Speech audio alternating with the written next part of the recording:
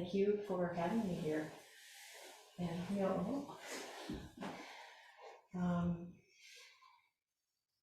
so this morning, what I'd like to talk about is, I titled it Practicing with Difficult Emotions, but I could also title it with Practicing with Difficulties. So this is a question of when we come to this practice and we're sitting down and we're being quiet and we're maybe instructed to just let go of thought and let go of everything. So yeah, that's pretty good, but then what if there's some difficulties and they're kind of difficult to let go of and they keep coming back? So there's a story that Zen Master Dogen, Zen Master Dogen is the 13th century Zen monk who is considered the founder of Soto Zen Buddhism. And he wrote a fascicle called Only a Buddha and a Buddha. It's one of my favorites. So in that, he tells a story, and the story goes like this. Long ago, a monk asked a master, when hundreds, thousands, or myriads of objects come all at once, what should be done? So when I hear hundreds, thousands, myriads of objects come all at once, the image in my mind is of a hurricane, like this coming all at once. So sometimes it can seem our life is like this, that a lot of difficulties might come to us all at once, or it could even just be like one really big difficulty that comes. So that might be sickness and death of loved ones and relatives, or our own health issues, or it might be job troubles, or relationship troubles, financial troubles, or spiritual troubles.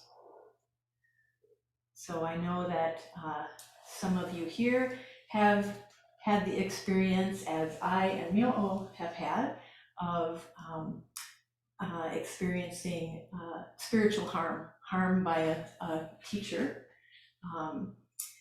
So that is also like a particular kind of difficulty, a particular kind of hurricane that is very difficult then to practice with, because then we have our spiritual practice, which has maybe been taught to us by this teacher who now we've realized caused us harm.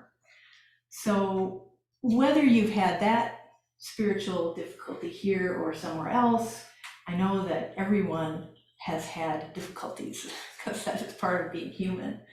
So my talk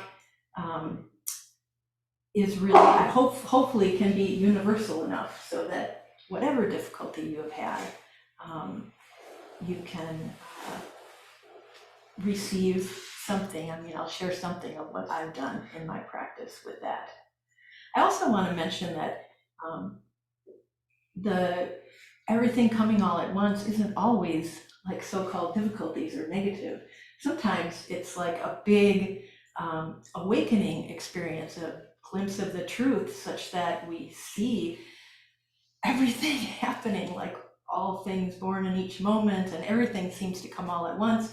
And it can be like at first, like really elating and positive, and then it can be scary. Like, what do I do with that? So that also is practicing with difficulties in a way. That's a difficulty of like, how do then I receive this so-called positive thing, which I might not have a context for. So I'm gonna say the part of the story again and then go on. So there's the story of long ago, a monk asked a master, when hundreds, thousands, or myriads of objects come all at once, what should be done? The master replied, don't try to control them. And then regarding this exchange, Dogen adds, don't try to control them. Don't try to change them. Whatever comes is the Buddha Dharma, not objects at all. So Buddha Dharma, we could say the teaching, the truth, the spiritual truth. So that's the Buddha's teachings. It's also our inner experiences and realizations of those teachings. That's what he's saying when He says, whatever comes is the Buddha Dharma, not objects at all. But then he goes on to say, even if you try to control them, or to control what comes, it cannot be controlled. So not changing or trying to control them is letting them be.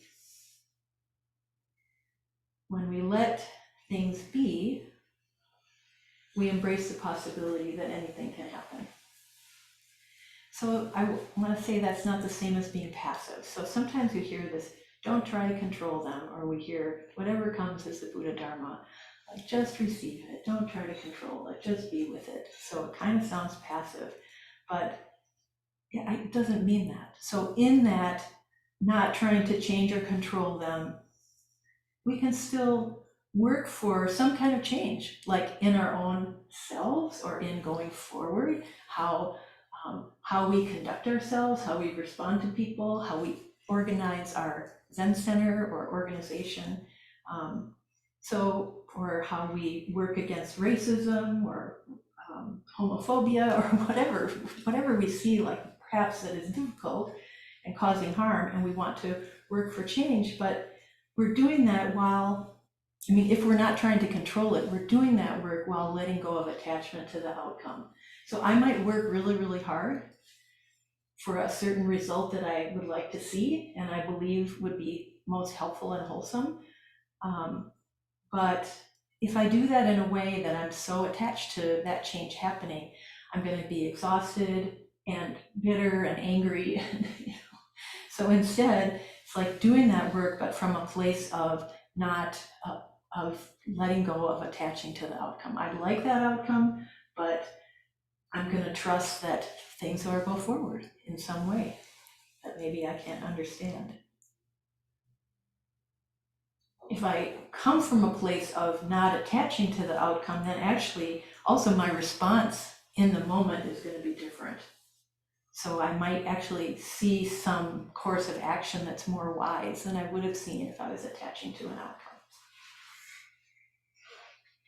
So another version of that same story of the hundreds and thousands of objects goes like this. Ying Shan asked Kuishan, when hundreds and thousands of objects come upon us all at once, then what? The master replied, green is not yellow, long is not short, everything is in its place. It's none of my business.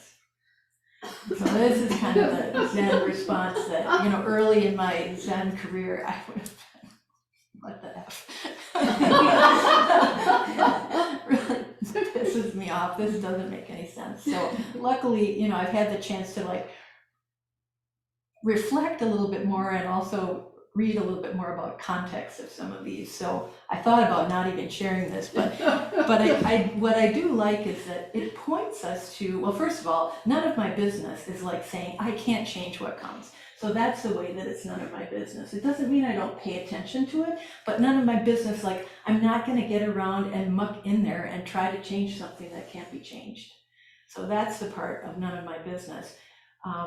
But what I really like about this version is that we're very encouraged to see the particulars of the things that are coming at us. So sometimes in Zen practice, it's like we think, okay, we're supposed to let go, like a thought arises and then let it go, emotion arises, let it go. And so we can kind of get into a pattern where something starts to arise and then we're like, no, it's not supposed to be there. So it's not really letting it go. It's more like pushing it away. If I was really a good Zen person, these thoughts wouldn't be arising. These feelings wouldn't be arising. So nope. And it's all one. It's all, it's all together. So I don't need to see the particulars. But this says green is not yellow. Long is not short. Let's pay attention. What's actually happening, or what did happen? What's happening in my body? What did I hear? What do I understand?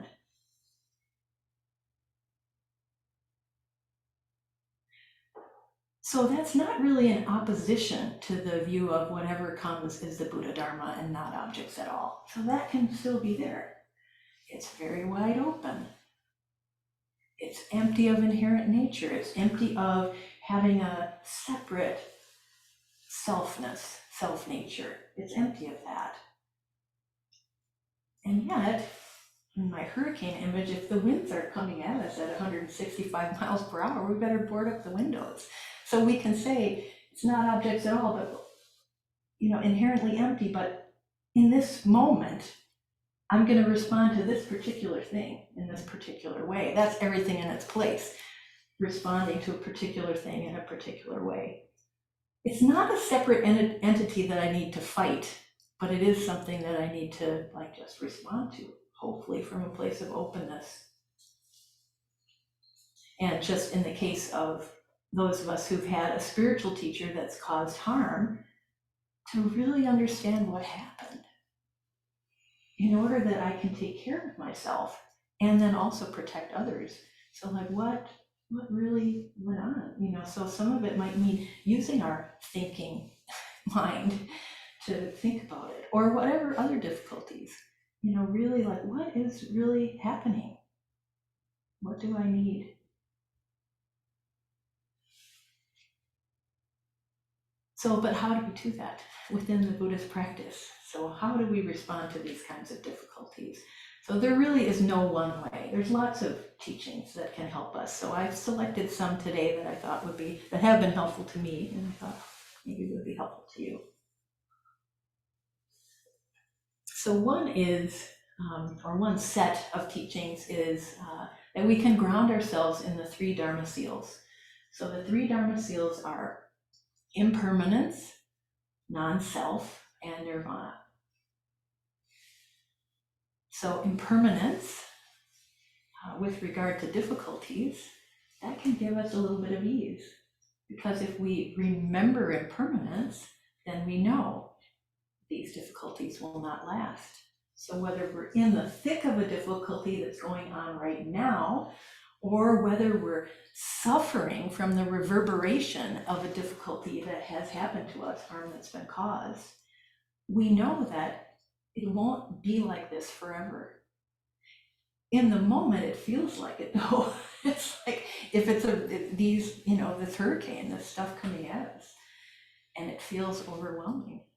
And so it feels like it will last forever. But if we remember impermanence, we actually know, well, it wasn't always here. And it won't always be here in the future, at least not in the same way. I know one of the things that Thich Nhat Hanh, the Vietnamese Zen master, talks about is when a couple is having difficulties in their relationship, they should think about where they will be, how they will be responding to each other 100 years from now. So, in other words, they're both dead, probably, unless they are in their 20s and live to be in their hundreds and 20s. But I really like that, because then it puts it in a context of, we're not going to last forever. So then that can give us some ease.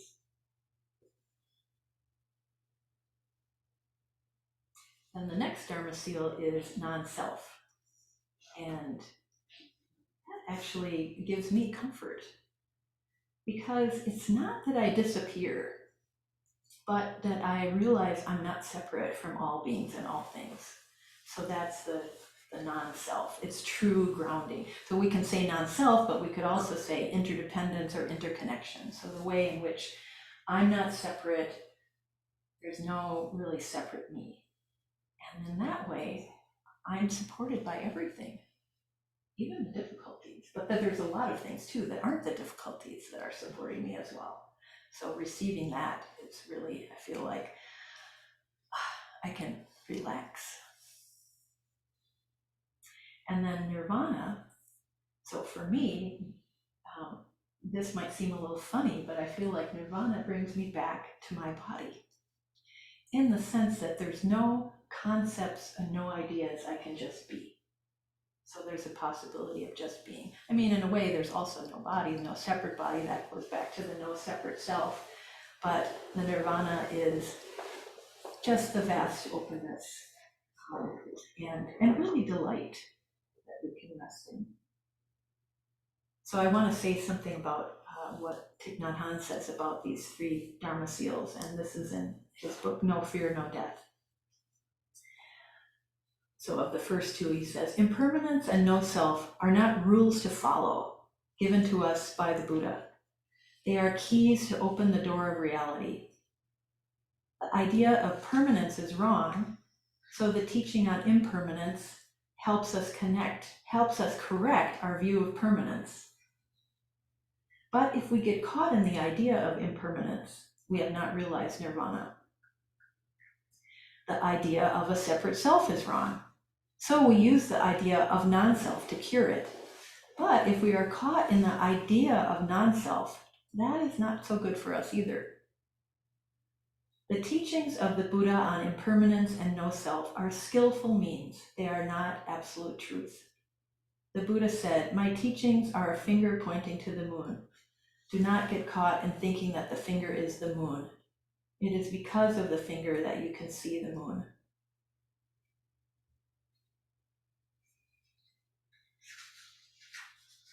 So in a way, I think what he's saying here is that realizing nirvana is realizing impermanence, but not getting caught in impermanence. Realizing no self or no separate self, but not getting caught in that.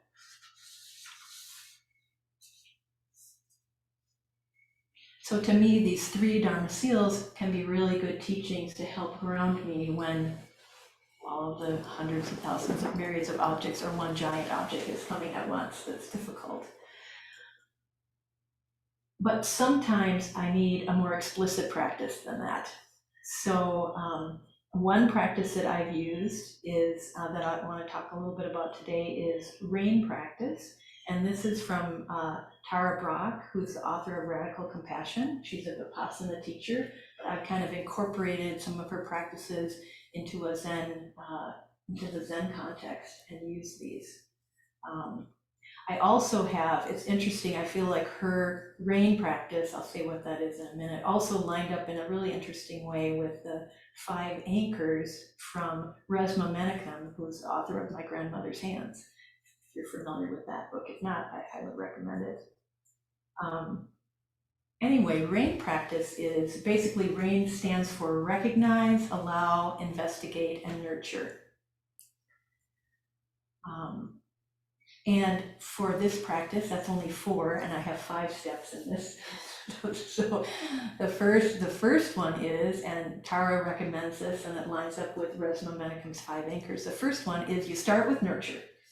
So you start with the grounding that you need, and then you go forward with recognize, allow, investigate, and then return to nurture at the end. But the second nurture is a little bit different.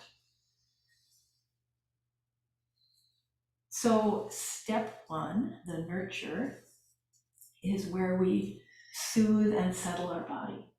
So part of that is just in our Zen practice, like we walk into the Zendo, we bow, we come to our seat, we bow. We're settling our body. That bow to the seat is sometimes said like you're bowing to the Buddha's seat. And then you turn around and you bow to the room. And you're bowing to like, everyone is here supporting me. So this is part of the settling. And also you're like you're aware of your circumstances in a way that's maybe not just as casual as just coming in and plopping down. So you're bringing that kind of awareness. And also you can then sit in the posture and align your body in the posture and feel, get a sense of your body sitting here. And maybe you're paying attention to your breathing. So this is the soothing and settling your body. Also, I attended a online retreat with a Chan master. So Chan is, before it became Zen in Japan, it was Chan in China. And there's a current day Zen Chan master called Guogu. And he teaches at the beginning of every meditation that people sit, that they do a systematic relaxation of the body. And a Zen person who was in the retreat in the question said, well, we were taught just to like sit down and receive what's happening, not try to make a certain thing happen, like not try to relax. And he said, yes, you can sit down and receive what's happening, but you'll be much more equipped to receive what's happening if you're relaxed. So first relax. So that's the step one, is just settling. And then step two is the R of rain, recognize. So sometimes how I use this practice in my Zazen is I do all that settling part, sitting down, and then I'm just sitting there. But then maybe something comes up, like maybe it's a memory that's difficult, or maybe it's even just a pain, like a clench in my heart, or something. I just notice something that's like, this is some difficulty is coming to me. These objects are coming to me. So noticing it, and then I try to notice, like, beyond like the idea of it, like what am I actually feeling? So maybe I have a memory, but then it's like, okay, and what are the sensations in my body? What are the vibrations? If I have a word for the emotion, what is the word? So that's not as important even. What's happening? So really recognize, oh, something's happening. And then the next step, A of rain, is allow. So this is where we kind of guard against that idea, like, oh, if I was a good Zen person, I wouldn't be feeling this. So what I like to say is, this is the person that's manifesting now.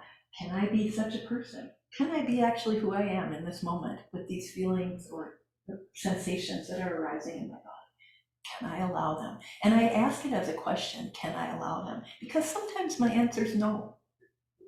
I just can't, I'm not in a space where I can. And so then I'm allowing that. Then I'll just try to allow myself to be a person who has some resistance to working with this. And that's fine. Like, if I try to force it, that's not going to work. So that's not the Zen practice. Like, so then I recognize, oh, I do have resistance. And then whether I'm working with recognizing the resistance or whether I'm able to more deeply enter into the allowing, then it's like, can I accept the discomfort? Can I let it be? Can I really let it be here? So then that's kind of a transitional step. Recognize and then allow. It's like, what am I going to be doing with this? What am I allowing in this moment?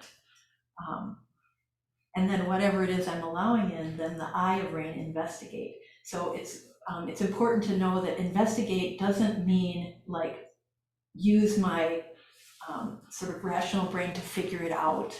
Like, okay, I'm having this memory of this harm that was done, or this pain, or this difficulty.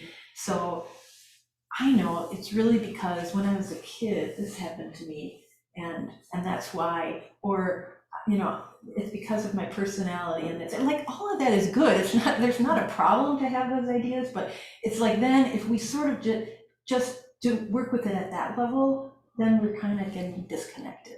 So it's like if those ideas come up, it's fine, but the investigation is really inviting ourselves to stay present in our bodies. So seeing what's happening in my body with the unfolding experience. And actually with a lot of us, at first, it's really hard to do that. So I mean, I've worked with students where I've given them that instruction, and they say, when I try to see what's in my body, I don't feel anything. Like you're talking about these, like I'll say, maybe you feel a clench in your heart, or maybe your shoulders are stiff, or maybe your limbs are tingling, or maybe you feel choked up in your throat, or you notice, your eyes are watering, and people have said, I'm not in touch with that. And so then it's like, okay, that's something to investigate. Numbness. I'm feeling numb. Rather than like thinking it has to be a certain way, like just, oh, this is what it is. Actually, I'll say this, there's a particular student that came to me with that, and she worked for a whole year, like with just feeling nothing. And then one day she came to me in Dokusan and said, oh, I'm starting to, like, because she was paying attention, and she said, oh, I can feel in my heart this happening, or I can feel these things shifting. So if you're someone who is like, maybe your body and mind has learned as a coping strategy, like, oh, it's not safe. It's not actually safe to feel this, so I'm not going to feel it. So then being really patient with yourself, and then creating a space where it is safe. Whether that's in a zendo or in your house, where you can just sit down, here I'm safe, and you're looking around, I'm safe, you're feeling your body. I'm safe here. You're asking yourself, can I allow this? And then what's happening? So when you see what's happening, then you see that often it's shifting. Like there isn't one thing. And even like for me, like a lot of times it feels like heartache. So that's an often difficulty that comes up for me, is just really feeling a sharp pain or a thudding pain in my heart. And then it's like being with that, but then noticing what else. Am I queasy in my stomach? Do I feel settled in my stomach? Is there somewhere else, like maybe my pinky fingers feel relaxed?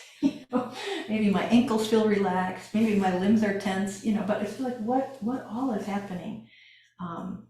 And then as I look at what's happening, then I'll often experience the energy shifting. But I'm not forcing it to shift. So sometimes I'll sit for the whole Zazen period and it's just nothing changes. I'm just being with it. That's fine. But sometimes it does shift, or it shifts slightly. And anyway, whatever happens, when it comes to like the end, it's time to get up, the bell rings. You can just do a little, even if you haven't reached the stage, you can just do a little whisper of nurture again. Like, how can I support myself? And that's where also maybe coming back, if we're in the Zendo, coming back to the room, everyone here in some sort of way loves and supports me and wants me to be happy and peaceful and free. So, I can remember that. So then that's nurturing. And Resma Menakem has, for his step on the nurture, it's called discharging any energy that remains. And what he says is shake it off. Actually, like this. So if you've done a rain practice where you've really got in touch with something deep, and when I've done this sometimes on my own, not like in a 30 or 35-minute sitting period, so maybe the rain practice has lasted for 45 minutes or an hour, and I've really gotten in touch with something deep.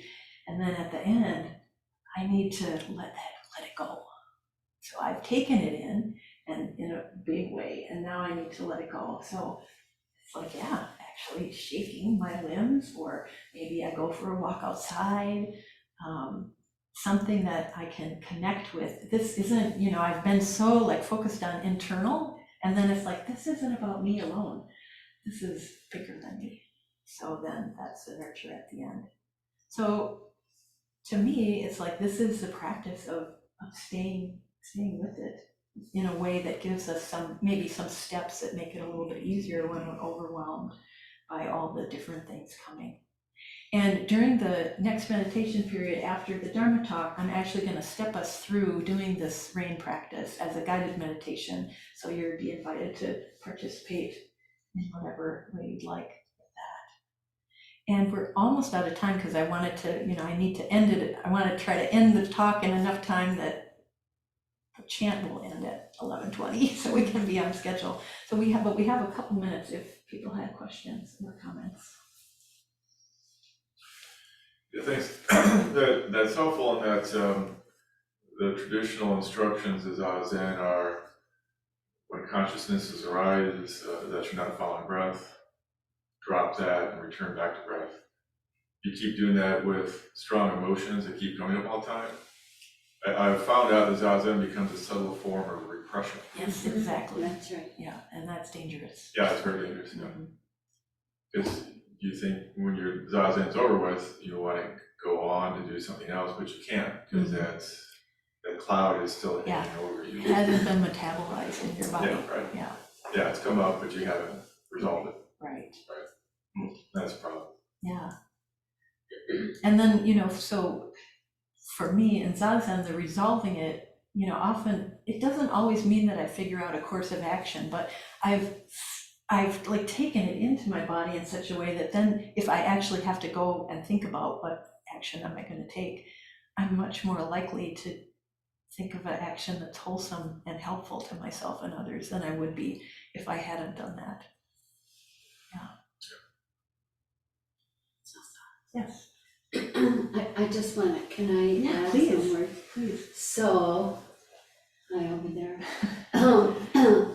I just want to say 2 words that can really be helpful, like, oh, what is Sosan talking about? And that is the felt sense. Yes. the felt sense in the body, which is everything is doing that. Can't see me. Everything is doing this all the time, even when it feels like this. It's shifting subtly. Yeah. So if I get into my head and I have an idea about what's happening, I cut off that subtlety because my idea is so limited. Yeah. You know. So that anyway, I found that extremely helpful. That felt sense. What's the felt sense of what's happening right now? Because it's the body is the alchemical vessel, not the head. And so to learn how to allow the alchemical vessel to do what it wants to do, which is metabolize everything in the direction of our intention, which is wholesome wisdom and compassion, it will follow that instruction if we allow it. I'm not saying it's easy, it's possible. Yes, yeah, that's great. And it makes me think that part of letting go of thought is like that the thought comes in and then it goes into the body.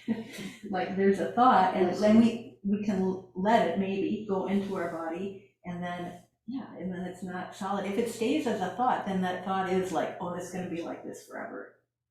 Then whatever the feeling is, gets solidified and then it's moving, but it doesn't seem like it's moving to us. So, yeah. But then even like for some people hearing the word felt sense, you might like, I don't have a felt sense. So that's okay. If you are like that, then your felt sense is numbness.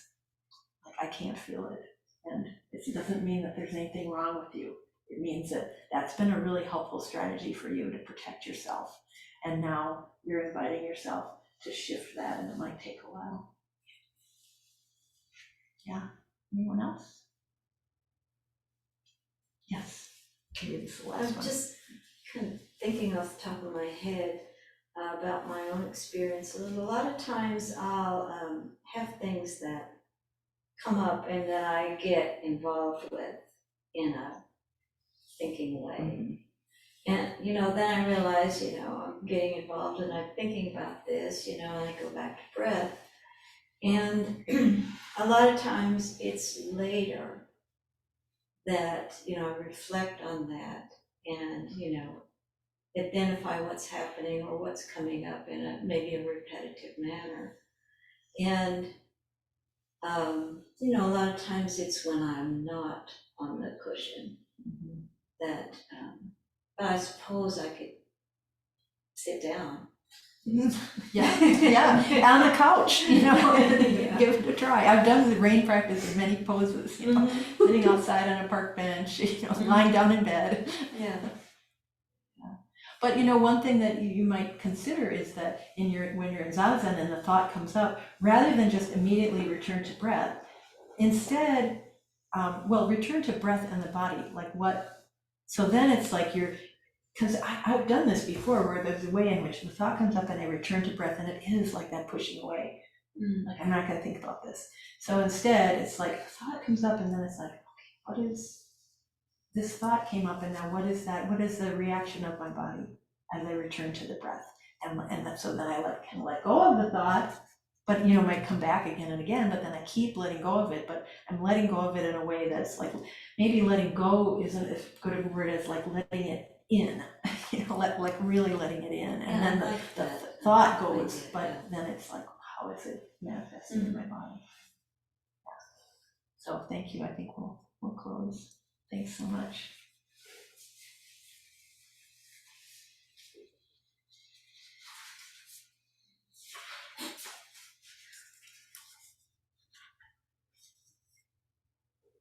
Full response?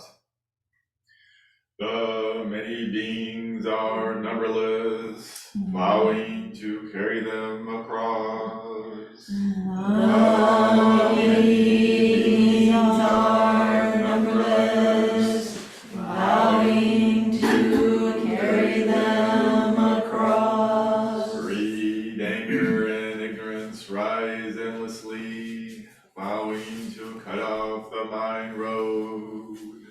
Greed, anger, and ignorance rise endlessly,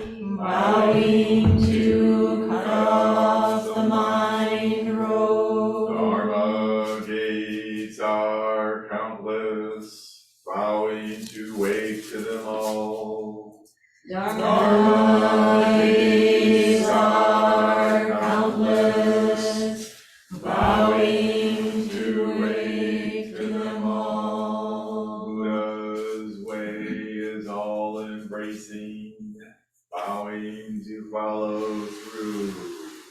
Buddha's way is all embracing, bowing to follow through.